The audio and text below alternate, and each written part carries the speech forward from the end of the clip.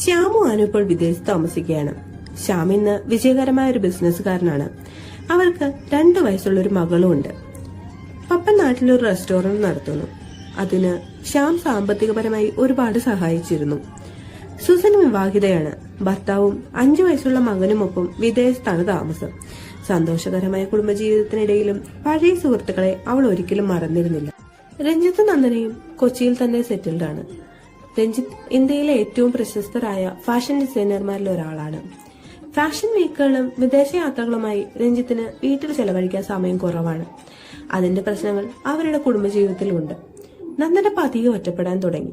അവരുടെ മനസ്സുകൾ തമ്മിലുള്ള അകലം ഓരോ ദിവസം വരുന്നതോറും കൂടി വരുന്നു. വീട്ടിൽ ഒറ്റയ്ക്കിരുന്ന നന്ദനയുടെ ഫോണിലേക്ക് ഒരു അജ്ഞാത നമ്പറിൽ നിന്നും ഒരു കോൾ വരുന്നു.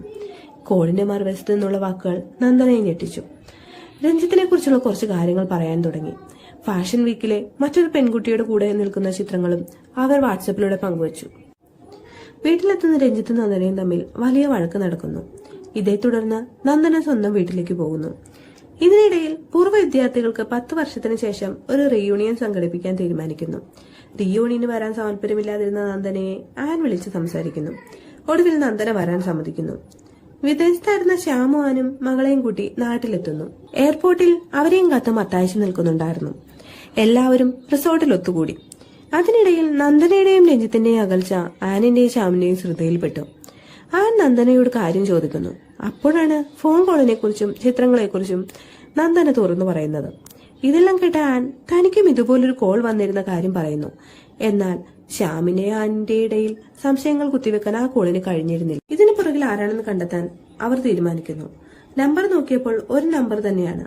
പക്ഷേ നമ്പറിന്റെ ഉടമയുടെ പേര് കണ്ടുപിടിക്കാൻ സാധിച്ചില്ല.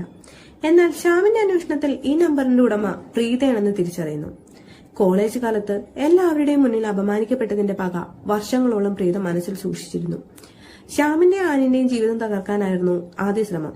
പക്ഷെ അത് വിജയിച്ചില്ല. പകരം നന്ദനയുടെയും രഞ്ജിത്തിന്റെയും ജീവിതം തിരഞ്ഞെടുത്തു. അവരുടെ കൊച്ചു കൊച്ചു പിണക്കങ്ങൾ സത്യം മനസ്സിലാക്കിയ നന്ദന രഞ്ജിത്തിനോട് ക്ഷമ ചോദിക്കുന്നു. നന്ദനയെ ചേർത്ത് പിടിച്ച് രഞ്ജിത്ത് അവരുടെ പിണക്കങ്ങൾ അവസാനിപ്പിക്കുന്നു.